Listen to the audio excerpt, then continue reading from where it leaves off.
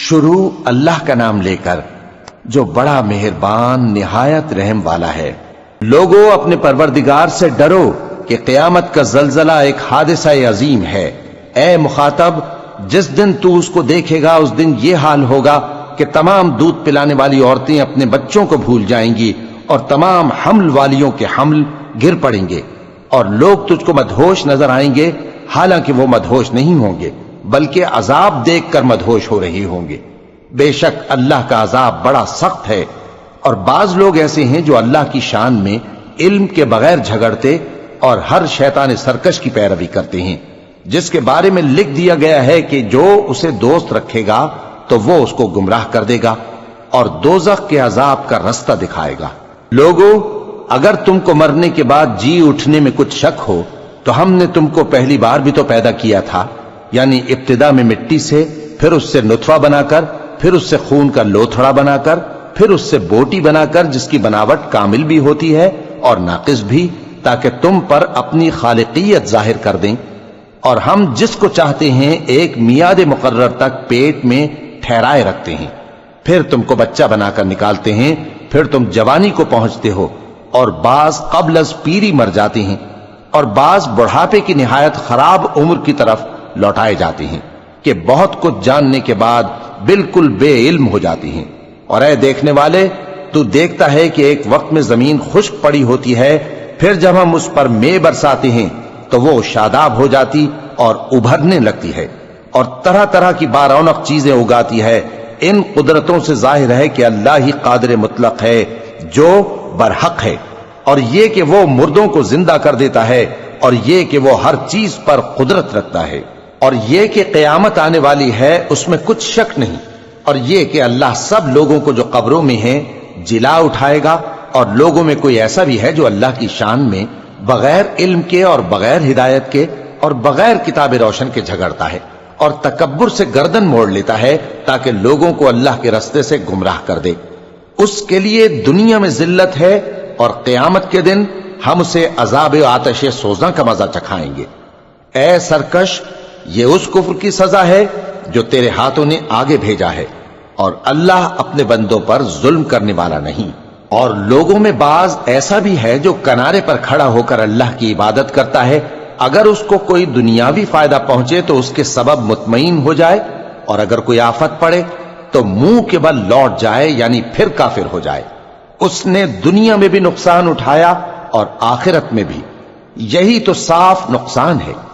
یہ اللہ کے سوا ایسی چیز کو پکارتا ہے جو نہ اسے نقصان پہنچائے اور نہ فائدہ دے سکے، یہی تو پرلے درجے کی گمراہی ہے۔ بلکہ ایسے شخص کو پکارتا ہے جس کا نقصان فائدے سے زیادہ قریب ہے۔ ایسا دوست بھی برا اور ایسا ساتھی بھی برا۔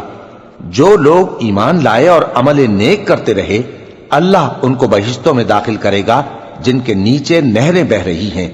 کچھ شک نہیں کہ اللہ جو چاہتا ہے کرتا ہے۔ جو شخص یہ گمان کرتا ہو کہ اللہ اس کو دنیا اور آخرت میں مدد نہیں دے گا، تو اس کو چاہیے کہ اوپر کی طرف یعنی اپنے گھر کی چھت میں ایک رسی باندھے، پھر اس سے اپنا گلا گھونٹ لے، پھر دیکھے کہ آیا یہ تدبیر اس کے غصے کو دور کر دیتی ہے۔ اور اسی طرح ہم نے اس قرآن کو اتارا جس کی تمام باتیں کھلی ہوئی ہیں، اور یہ یاد رکھو کہ اللہ جس کو چاہتا ہے ہدایت دیتا ہے۔ جو لوگ مومن یعنی مسلمان ہیں اور جو یہودی ہیں اور ستارہ پرست اور عیسائی اور مجوسی اور مشرک، اللہ ان سب میں قیامت کے دن فیصلہ کر دے گا۔ بے شک اللہ ہر چیز سے باخبر ہے۔ کیا تم نے نہیں دیکھا کہ جو مخلوق آسمانوں میں ہے اور جو زمین میں ہے، اور سورج اور چاند اور ستارے اور پہاڑ اور درخت اور چوپائے اور بہت سے انسان اللہ کو سجدہ کرتے ہیں، اور بہت سے ایسے ہیں جن پر عذاب ثابت ہو چکا ہے، اور جس شخص کو اللہ ذلیل کرے اس کو کوئی عزت دینے والا نہیں۔ بے شک اللہ جو چاہتا ہے کرتا ہے۔ چونکہ آیت سجدہ تلاوت کی گئی لہذا سامعین پر سجدہ واجب ہے۔ یہ دو فریق ایک دوسرے کے دشمن اپنے پروردگار کے بارے میں جھگڑتے ہیں، تو جو کافر ہیں ان کے لیے آگ کے کپڑے قطع کیے جائیں گے اور ان کے سروں پر جلتا ہوا پانی ڈالا جائے گا، اس سے ان کے پیٹ کے اندر کی چیزیں اور کھالیں گل جائیں گی، اور ان کے مارنے کے لیے لوہے کے ہتھوڑے ہوں گے۔ جب وہ چاہیں گے کہ اس رنج و تکلیف کی وجہ سے دوزخ سے نکل جائیں تو پھر اسی میں لوٹا دیے جائیں گے، اور کہا جائے گا کہ جلنے کے عذاب کا مزہ چکھتے رہو۔ جو لوگ ایمان لائے اور عمل نیک کرتے رہے، اللہ ان کو بہشتوں میں داخل کرے گا جن کے تلے نہریں بہ رہی ہیں، وہاں ان کو سونے کے کنگن پہنائے جائیں گے اور موتی، اور وہاں ان کا لباس ریشمی ہوگا، اور ان کو اچھی بات کی طرف رہنمائی کی گئی اور خوبیوں والے مالک کی راہ بتائی گئی۔ جو لوگ کافر ہیں اور لوگوں کو اللہ کے رستے سے اور مسجد حرام سے، جسے ہم نے لوگوں کے لیے یکساں عبادت گاہ بنایا ہے، روکتے ہیں، خواہ وہ وہاں کے رہنے والے ہوں یا باہر سے آنے والے، اور جو اس میں شرارت سے کجروی و کفر کرنا چاہے تو اس کو ہم درد دینے والے عذاب کا مزہ چکھائیں گے۔ اور ایک وقت تھا جب ہم نے ابراہیم کو خانہ کعبہ کا مقام بتا دیا اور ارشاد فرمایا کہ میرے ساتھ کسی چیز کو شریک نہ کیجو، اور طواف کرنے والوں اور قیام کرنے والوں اور رکوع کرنے والوں اور سجدہ کرنے والوں کے لیے میرے گھر کو صاف رکھا کرنا، اور لوگوں میں حج کے لیے اعلان کر دو کہ تمہاری طرف پیدل اور دبلے دبلے اونٹوں پر جو دور دراز رستوں سے چلے آتے ہوں سوار ہو کر چلے آئیں، تاکہ اپنے فائدے کے کاموں کے لیے حاضر ہوں۔ اور قربانی کی ایام معلوم میں مویشی چوپایوں کے ذبح کے وقت جو اللہ نے ان کو دیے ہیں ان پر اللہ کا نام لے۔ اب اس میں سے تم خود بھی کھاؤ اور خستہ حال ضرورت مند کو بھی کھلاؤ۔ پھر چاہیے کہ لوگ اپنا میل کچیل دور کریں اور منتیں پوری کریں اور اس قدیم گھر یعنی بیت اللہ کا طواف کریں، یہ ہمارا حکم ہے۔ اور جو شخص ادب کی چیزوں کی جو اللہ نے مقرر کی ہیں تعظیم کرے تو یہ اس کے پروردگار کے نزدیک اس کے حق میں بہتر ہے۔ اور تمہارے لیے مویشی حلال کر دیے گئے ہیں سوائے ان کے جو تمہیں پڑھ کر سنائے جاتے ہیں، تو بتوں کی پلیدی سے بچو اور جھوٹی بات سے پرہیز کرو، صرف ایک اللہ کے ہو کر اور اس کے ساتھ شریک نہ ٹھہرا کر۔ اور جو شخص کسی کو اللہ کے ساتھ شریک مقرر کرے تو وہ گویا ایسا ہے جیسے آسمان سے گر پڑے، پھر اس کو پرندے اچک لے جائیں یا ہوا کسی دور کی جگہ اڑا کر پھینک دے۔ یہ ہمارا حکم ہے۔ اور جو شخص ادب کی چیزوں کی جو اللہ نے مقرر کی ہیں تعظیم کرے تو یہ کام دلوں کی پرہیزگاری سے ہے۔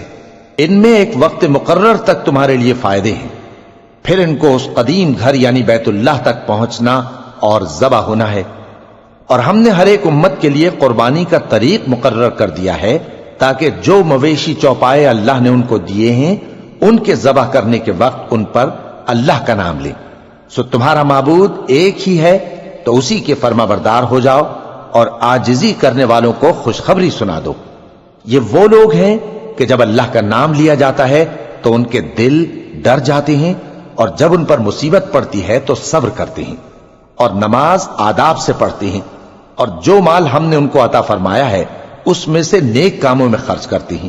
اور قربانی کے اونٹوں کو بھی ہم نے تمہارے لیے اللہ کے شعائر مقرر کیا ہے، ان میں تمہارے لیے فائدے ہیں، تو قربانی کرنے کے وقت قطار باندھ کر ان پر اللہ کا نام لو، پھر جب پہلو کے بل گر پڑیں تو ان میں سے کھاؤ، اور قناعت سے بیٹھ رہنے والوں اور سوال کرنے والوں کو بھی کھلاؤ۔ اس طرح ہم نے ان کو تمہارے زیر فرمان کر دیا ہے تاکہ تم شکر کرو۔ اللہ تک نہ ان کا گوشت پہنچتا ہے اور نہ خون، بلکہ اس تک تمہاری پرہیزگاری پہنچتی ہے۔ اسی طرح اللہ نے ان کو تمہارے زیر فرمان کر دیا ہے تاکہ اس بات کے بدلے کہ اس نے تم کو ہدایت بخشی ہے اسے بزرگی سے یاد کرو۔ اور اے پیغمبر، نیکوکاروں کو خوشخبری سنا دو، اللہ تو مومنوں سے ان کے دشمنوں کو ہٹاتا رہتا ہے۔ بے شک اللہ کسی خیانت کرنے والے ناشکرے کو دوست نہیں رکھتا۔ جن مسلمانوں سے خواہ مخواہ لڑائی کی جاتی ہے ان کو اجازت ہے کہ وہ بھی لڑیں، کیونکہ ان پر ظلم ہو رہا ہے، اور اللہ ان کی مدد کرے گا، وہ یقیناً ان کی مدد پر قادر ہے۔ یہ وہ لوگ ہیں کہ اپنے گھروں سے ناحق نکال دیے گئے، انہوں نے کچھ قصور نہیں کیا، ہاں یہ کہتے ہیں کہ ہمارا پروردگار اللہ ہے۔ اور اگر اللہ لوگوں کو ایک دوسرے سے نہ ہٹاتا رہتا تو خانقاہیں اور گرجے اور یہودیوں کے عبادت خانے اور مسلمانوں کی مسجدیں جن میں اللہ کا کثرت سے ذکر کیا جاتا ہے گرائی جا چکی ہوتی۔ اور جو شخص اللہ کی مدد کرتا ہے اللہ اس کی ضرور مدد کرتا ہے، بے شک اللہ توانا ہے غالب ہے۔ یہ وہ لوگ ہیں کہ اگر ہم ان کو ملک میں حکومت دے دیں تو نماز قائم کریں اور زکوٰۃ ادا کریں اور نیک کام کرنے کا حکم دیں اور برے کاموں سے منع کریں، اور سب کاموں کا انجام اللہ ہی کے اختیار میں ہے۔ اور اگر یہ لوگ تم کو جھٹلاتے ہیں تو ان سے پہلے نوح کی قوم اور عاد اور سمود کی قومیں بھی اپنے پیغمبروں کو جھٹلا چکی ہیں، اور قوم ابراہیم اور قوم لوط بھی، اور مدین کے رہنے والے بھی، اور موسیٰ بھی تو جھٹلائے جا چکے ہیں۔ لیکن میں کافروں کو مہلت دیتا رہا، پھر میں نے ان کو پکڑ لیا، تو دیکھ لو کہ میرا عذاب کیسا سخت تھا۔ چنانچہ بہت سی بستیاں ہیں کہ ہم نے ان کو تباہ کر ڈالا کہ وہ نافرمان تھیں، سو وہ اپنی چھتوں کے بل گری پڑی ہیں، اور بہت سے کنویں بیکار اور بہت سے مضبوط محل ویران پڑے ہیں۔ سو کیا ان لوگوں نے ملک میں سیر نہیں کی تاکہ ان کے دل ایسے ہوتے کہ ان سے سمجھ سکتے اور کان ایسے ہوتے کہ ان سے سن سکتے؟ بات یہ ہے کہ آنکھیں اندھی نہیں ہوتی، بلکہ دل جو سینوں میں ہیں وہ اندھے ہو جاتے ہیں۔ اور یہ لوگ تم سے عذاب کے لیے جلدی کر رہے ہیں، اور اللہ اپنے وعدے کے خلاف ہرگز نہیں کرے گا۔ اور بے شک تمہارے پروردگار کے نزدیک ایک روز تمہارے حساب کی روح سے 1000 برس کے برابر ہے۔ اور بہت سی بستیاں ہیں کہ میں ان کو مہلت دیتا رہا جبکہ وہ نافرمان تھیں، پھر میں نے ان کو پکڑ لیا اور میری ہی طرف لوٹ کر آنا ہے۔ اے پیغمبر، کہہ دو کہ لوگوں میں تو تم کو کھلم کھلا خبردار کرنے والا ہوں، تو جو لوگ ایمان لائے اور کام نیک کیے ان کے لیے بخشش اور عزت کی روزی ہے، اور جن لوگوں نے ہماری آیتوں میں اپنے خیال میں ہمیں عاجز کرنے کے لیے دوڑ دھوپ کی وہ اہل دوزخ ہیں۔ اور ہم نے تم سے پہلے کوئی رسول اور نبی نہیں بھیجا مگر اس کا یہ حال تھا کہ جب وہ کوئی آرزو کرتا تھا تو شیطان اس کی آرزو میں وسوسہ ڈال دیتا تھا، تو جو وسوسہ شیطان ڈالتا ہے اللہ اس کو دور کر دیتا ہے، پھر اللہ اپنی آیتوں کو مضبوط کر دیتا ہے، اور اللہ علم والا ہے، حکمت والا ہے۔ غرض اس سے یہ ہے کہ جو وسوسہ شیطان ڈالتا ہے اس کو ان لوگوں کے لیے جن کے دلوں میں بیماری ہے اور جن کے دل سخت ہیں ذریعہ آزمائش ٹھہرائے۔ بے شک ظالم لوگ مخالفت میں دور جا پڑے۔ اور یہ بھی غرض ہے کہ جن لوگوں کو علم عطا ہوا ہے وہ جان لیں کہ وہ یعنی وحی تمہارے پروردگار کی طرف سے حق ہے، تو وہ اس پر ایمان لائیں اور ان کے دل اللہ کے آگے عاجزی کریں۔ اور جو لوگ ایمان لائے ہیں اللہ ان کو سیدھے رستے کی طرف ہدایت کرتا ہے، اور کافر لوگ ہمیشہ اس کی طرف سے شک میں رہیں گے یہاں تک کہ قیامت ان پر ناگہاں آ جائے یا ایک نامبارک دن کا عذاب ان پر آ واقع ہو۔ اس روز بادشاہی اللہ ہی کی ہوگی اور وہ ان میں فیصلہ کر دے گا، تو جو لوگ ایمان لائے اور عمل نیک کرتے رہے وہ نعمت کے باغوں میں ہوں گے، اور جو کافر ہوئے اور ہماری آیتوں کو جھٹلاتے رہے ان کے لیے ذلیل کرنے والا عذاب ہوگا۔ اور جن لوگوں نے اللہ کی راہ میں ہجرت کی پھر مارے گئے یا مر گئے ان کو اللہ اچھی روزی دے گا، اور بے شک اللہ بہترین رزق دینے والا ہے۔ وہ ان کو ایسے مقام میں داخل کرے گا جسے وہ پسند کریں گے، اور اللہ تو جاننے والا ہے، بردبار ہے۔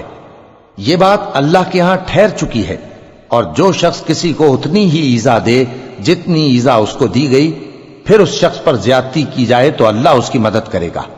بے شک اللہ معاف کرنے والا ہے، بخشنے والا ہے۔ یہ اس لیے کہ اللہ رات کو دن میں داخل کرتا ہے اور دن کو رات میں داخل کرتا ہے، اور اللہ تو سننے والا ہے، دیکھنے والا ہے۔ یہ اس لیے کہ اللہ ہی برحق ہے، اور جس چیز کو کافر اللہ کے سوا پکارتے ہیں وہ باطل ہے، اور اس لیے کہ اللہ اونچی شان والا ہے، بڑا ہے۔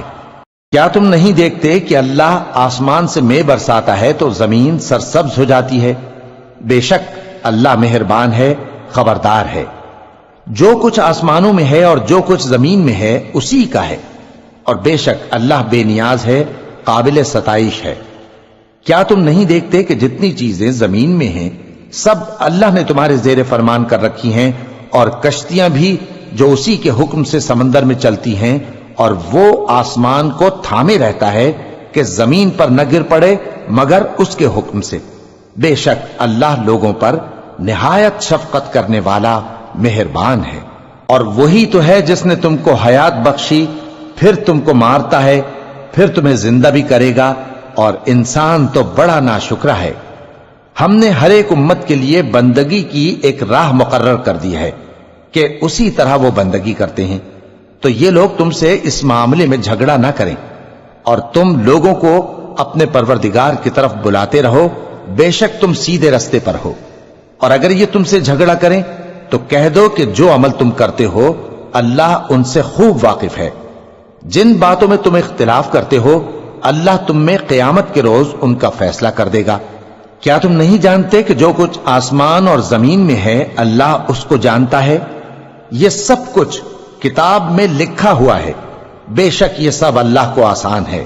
اور یہ لوگ اللہ کے سوا ایسی چیزوں کی عبادت کرتے ہیں جن کی اس نے کوئی سند نازل نہیں فرمائی، اور نہ ان کے پاس اس کی کوئی دلیل ہے، اور ظالموں کا کوئی بھی مددگار نہیں ہوگا۔ اور جب ان کو ہماری صاف صاف آیتیں پڑھ کر سنائی جاتی ہیں تو ان کی شکل بگڑ جاتی ہے، اور تم ان کے چہروں میں صاف طور پر ناگواری دیکھتے ہو۔ ایسا لگتا ہے کہ جو لوگ ان کو ہماری آیتیں پڑھ کر سناتے ہیں ان پر حملہ کر دیں گے۔ کہہ دو کہ میں تم کو اس سے بھی بری چیز بتاؤں، وہ دوزخ کی آگ ہے جس کا اللہ نے کافروں سے وعدہ کیا ہے، اور وہ برا ٹھکانہ ہے۔ لوگوں، ایک مثال بیان کی جاتی ہے، اسے غور سے سنو کہ جن لوگوں کو تم اللہ کے سوا پکارتے ہو وہ ایک مکھی بھی نہیں بنا سکتے اگرچہ اس کے لیے سب اکٹھے ہو جائیں، اور اگر مکھی ان سے کوئی چیز چھین لے جائے تو اسے اس سے چھڑا نہیں سکتے۔